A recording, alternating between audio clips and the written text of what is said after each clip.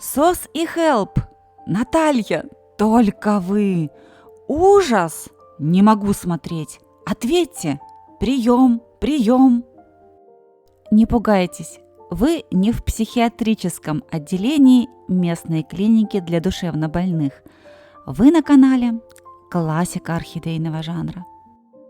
Привет, друзья! Сегодня мы вместе с вами поработаем над комментариями, которые я каждое утро сотнями получаю на этом канале. Комментарии встречаются самые разные, от смешных и забавных до глубоких и очень серьезных. Конечно, все комментарии, даже за ближайшие сутки, мы прочитать не успеем, тем не менее, выберем самые интересные из них и поработаем с ними. Итак, приступим. Вот так выглядит вкладка «Комментарии и упоминания» в творческой студии YouTube.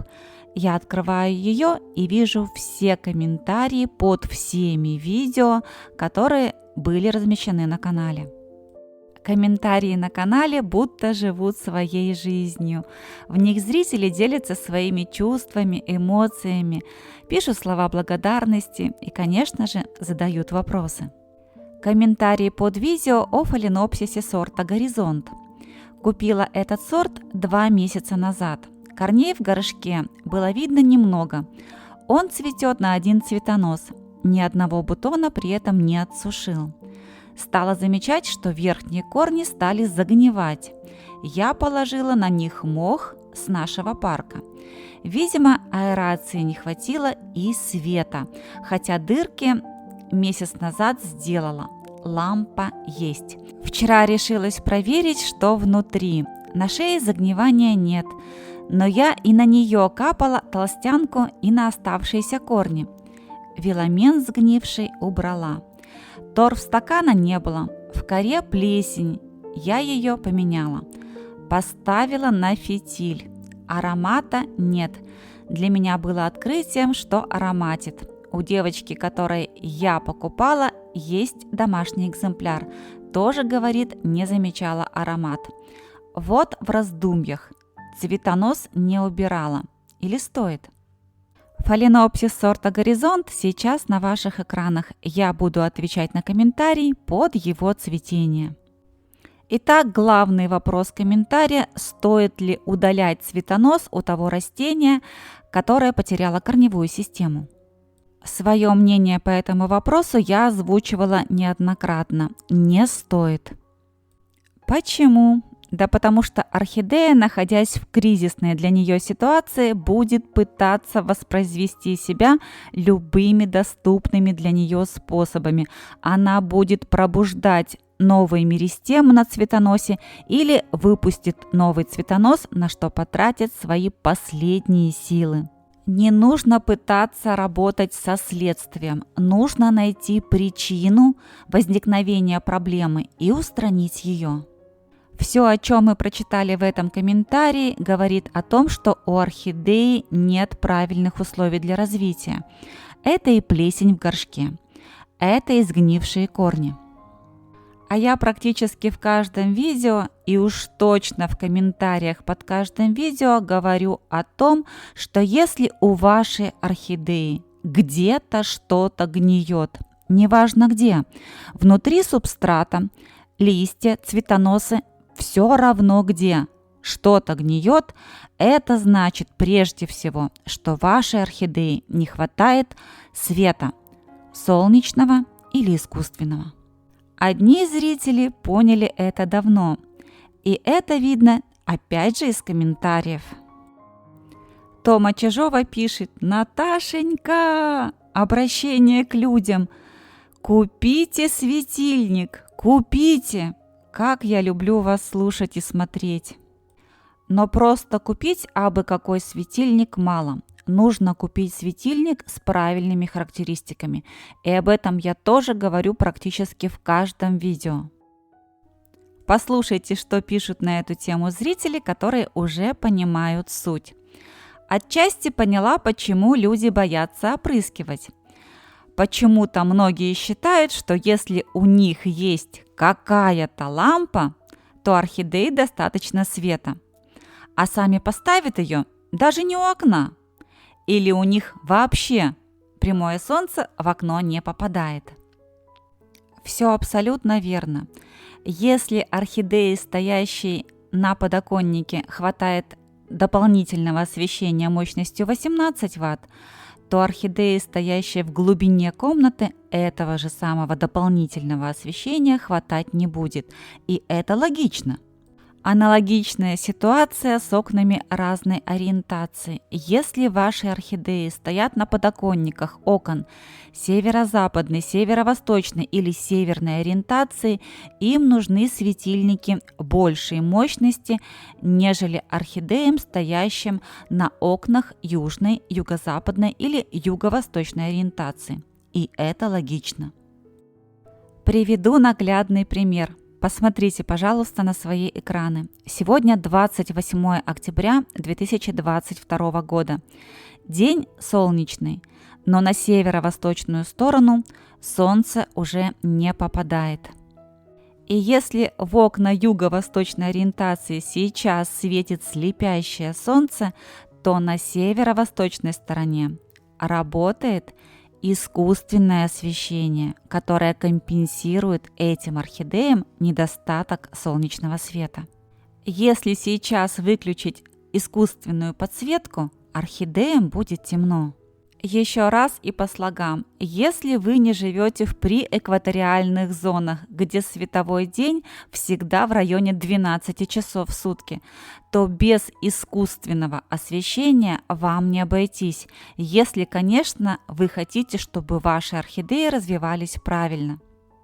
И еще всегда помните, что никакая искусственная подсветка не даст вашим орхидеям тот спектр света, который дают естественные солнечные лучи. Еще 10 дней назад на северо-восток заходило утреннее солнце, и те же самые орхидеи получали гораздо больше солнечного света, нежели сейчас. И сейчас я отвечу на десятки вопросов, связанных с этой темой. Стоит ли перенести орхидеи зимой с северных, северо-восточных или северо-западных окон на окна южной ориентации? Ответ однозначный, и я могу прокричать его: да, стоит. Переносите свои орхидеи на яркий, естественный солнечный свет. Сюда же отнесем и вторую группу вопросов, связанных с реанимацией и лечением орхидей. Не получается, что делать? У меня вообще не получается реанимировать, пишет Ирина Козлова. Давайте я еще раз попытаюсь вам объяснить, что нужно сделать для успешной реанимации орхидей. Вот прям совсем по-простому. Давайте попробуем подключить аналогию. Представьте, что заболел человек. Он переохладился и подхватил острое респираторное заболевание. Если мы будем пытаться лечить его точно в тех же условиях, в которых он заболел, то лечение наверняка не принесет никаких успехов. То же самое и с орхидеями. Если вы хотите, чтобы ваша орхидея выздоровела, вы должны создать такие условия, при которых лечение будет проходить в оптимально быстрых темпах. Что это за условия? Орхидея должна находиться в очень светлом, теплом и хорошо проветриваемом помещении. Помните, что орхидеи очень живучие растения, и для того, чтобы им выздороветь, вам нужно создать для них условия и не мешать. И сейчас я говорю не только о фаленопсисах, но и о любых других видах орхидей. Нет никакой разницы, какая орхидея осталась у вас без корней. Фаленопсис, пафиопедилум, камприя или любая другая орхидея. Вид орхидеи не имеет значения. Главное понимать суть. Любая орхидея способна к восстановлению, если она не повреждена изнутри, если сосудистая система орхидеи не поражена бактериальными, вирусными или любыми другими инфекционными заболеваниями. Плавно переходим к тому комментарию, с которого началось это видео. Прочитав первый комментарий от зрительницы, я поняла, что требовался незамедлительный ответ. Но это не всегда возможно. Сейчас я хочу обратиться к тем зрителям, которые недавно попали на этот канал, но уже хотят получить незамедлительную помощь. Я живу во Владивостоке. Это 9288 километров от Москвы по Транссибирской магистрали. Разница времени с Москвой плюс 7 часов. То есть, когда в Москве 10 утра, во Владивостоке уже 17 часов вечера. Когда вы задаете свои вопросы в комментариях, я сплю пятым сном младенца и могу ответить на эти комментарии только когда проснусь. Именно поэтому я не могу ответить на ваши крики о помощи быстро. А крики о помощи бывают разными. Например, вот такими. «Мой башмачок, у него нет корней, листья скрутились, может его как муму утопить?» И продолжение комментария. «Сказала, а потом подумала. От отчаяния. Простите, Наталья, буду себя контролировать. Я имела в виду, может, замочить на 30 минут его в воде?» Все можно. И замочить на полчаса, и утопить, и как Муму, и как Герасима. Главное, чтобы вы понимали суть, для чего вы это делаете. Еще одна аналогия. Если в силу каких-то обстоятельств человек не может получать пищу привычным для него способом, через рот, его будут насыщать питательными веществами и водой внутривенно. То же самое с орхидеей. Если она не может получать питательные вещества и воду через корневую систему в результате ее утраты, вы должны напоить орхидею через или посредством листовых пластин. Каким образом вы будете это делать, зависит только от вас. Вы можете топить орхидею, окунать ее в воду, купать ее под душем, опрыскивать. Вы можете соорудить для нее тепличку. Вы можете прикрепить к листовым пластинам ватные диски и поддерживать их всегда во влажном состоянии. Любой из этих способов хорош. Главное, чтобы вы понимали, что и для чего вы делаете. А вы поете свою орхидею посредством листовых пластин. И чем больше воды вы сможете дать своей орхидее, тем быстрее она восстановится. Но не забывайте, орхидея не сможет усвоить всю ту воду, которую вы ей даете, в условиях темных и холодных помещений.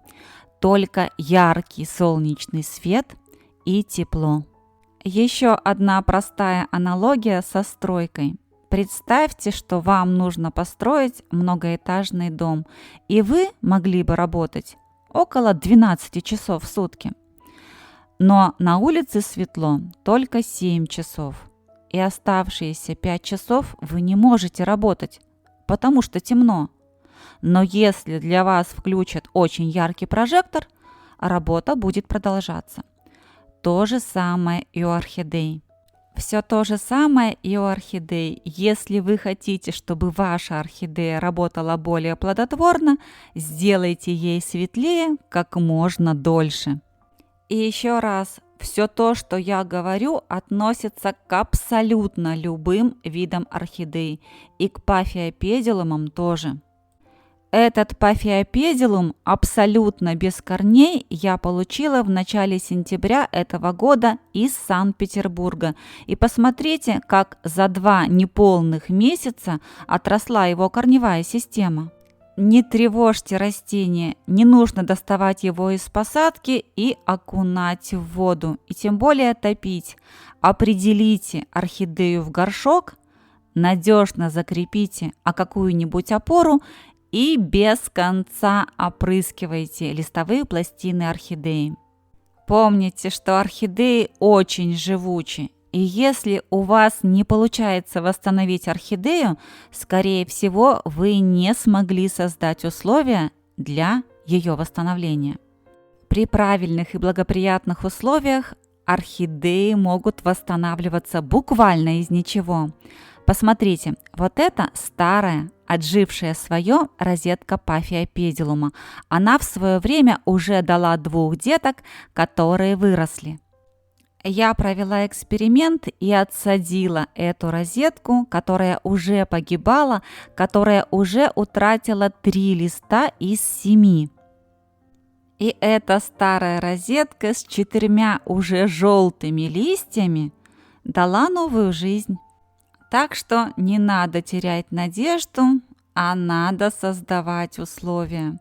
Условия для того, чтобы орхидеи могли раскрыть свой потенциал. А потенциал орхидей воистину восхитителен. Можете мне поверить. Все, что я сделала, это посадила пафиопедилум на фитиль в очень влагоемкий субстрат, обеспечила ему длинный световой день с хорошей интенсивностью света и опрыскивала каждый день. Главное в жизни орхидей – условия. Сможете их создать, и выращивание орхидей превратится для вас в сплошную радость. Вот на этот комментарий я только что ответила. Мне нужна очень ваша консультация по венериным башмачкам. Корней нет, и они не появляются. Растение шатается. Не пойму, как они еще зеленые. Хотела попробовать окунуть на 20 минут в воду вместе с листьями. Вынуть из грунта, потом обсушить и обратно в грунт. Вот я придумала, сама в шоке. Помогите, прошу. Еще раз для Анны алгоритм действий кратко. Создали условия. Посадили пафиопедилум во влагоемкий субстрат, заглубив. Закрепили в посадке. Опрыскиваем каждый день бесконечное количество раз. Ждем корней. Я еще раз повторю фразу, которая на этом канале стала уже крылатой. Орхидеи учат нас терпению. Нужно научиться ждать. Помните, что в плачевное состояние орхидеи вводились не 1 день, значит и обратный путь будет не быстрым. Наберитесь терпения. Ну а теперь несколько быстрых организационных вопросов. Еще раз напомню, что если вас интересует видео на определенные темы, их можно найти через поиск на канале. Для этого нажимаете на название канала «Классика орхидейного жанра», и вы попадете на главную страницу канала. В правом верхнем углу есть значок лупы, возле которого есть активное окошко. В него вы должны ввести слово для поиска, например, «пересадка». YouTube найдет для вас все видео на этом канале по заданной теме и покажет вам их. И еще пара слов по поводу работы YouTube. Вот такое письмо я получила по электронной почте. Вопрос по каналу YouTube. Добрый день, Наталья. Несколько недель подряд оставляю комментарии под видео и пару раз вопрос задавала. Но вообще никакой реакции не получила, хотя знаю, что вы хотя бы лайк или сердечко ставите всем. Вы мои комментарии не видите? Я уж молчу, что оповещения перестали приходить о видео и уже давно. Мне просто интересно, может, по времени не получается мне ответить? Хотя я и не претендую. Или это YouTube безобразничает? Простите, что беспокою, может, глупый вопрос. Вы не обязаны на всех реагировать, но все же странно. И аналогичный комментарий уже в YouTube. Хочу у вас уточнить, в прошлых видео я оставляла вопросы. Мне важно, видели ли вы их, или это у меня что-то с YouTube? Что я могу сказать по этому вопросу? Проблемы с комментариями в YouTube были всегда. YouTube может полностью удалить комментарий, если в силу каких-то обстоятельств он ему не нравится. Может отсеять комментарий в папку на проверке. Может отключить оповещение о выходе новых видео или полностью отписать зрителя от канала. Как решать подобные проблемы, я не знаю. Единственное, что я могу вам порекомендовать сделать, это проверить подписку на канал и перенажать колокольчик, если оповещения вам не приходят. И вот еще один вопрос, на который я не смогла ответить. Подскажите, пожалуйста, где взять толстянку в Израиле? Как она называется на иврите? Уважаемые зрители из Израиля, пожалуйста, ответьте на эти вопросы в комментариях, а я скопирую ваши ответы и перенаправлю их зрительнице. Продолжает неторопливо распускаться Dendrophalaenopsis, и под необыкновенное сияние его цветов я буду завершать свой сегодняшний рассказ. Напоминаю вам, что 22 минуты вы провели на канале «Классика орхидейного жанра». И если вам понравилось это видео, если вы захотите вернуться на канал вновь, поставьте, пожалуйста, пальчик вверх под видео, подпишитесь на канал. Если раньше вы этого не сделали, жмите на колокольчик, чтобы первыми получать уведомления о выходе новых видео. И оставайтесь со мной, ведь впереди у нас много интересного.